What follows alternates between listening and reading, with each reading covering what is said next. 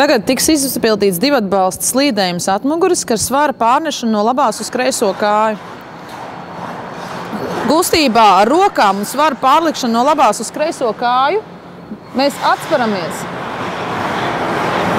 Rokas strādā aktīvi, ar kustību atpakaļ, ceļi tiek iztaisnoti. Pārliekam svaru no vienas puses uz otru. Viens celis tiek saliekts, otrs iztaisnos. Ķermeņa svars tiek pārlikts no vienas kājas uz otru. Veicot kāju iztaisnošanu un saliekšanu, tiek iegūts atspēriena spēks. Atspēriens ir nedaudz uz priekšu. Ja jums ir grūtības uzsākt slīdējumu atmuguras, jūs varat izmantot bortu. Iesēžamies kājās, dziļi spiediens uz ceļiem uz leju un ar rokām atstumamies no borta. Paliekam slīdējumā un lēnām sākam svaru pārnešanu no labās uz kreiso kāju.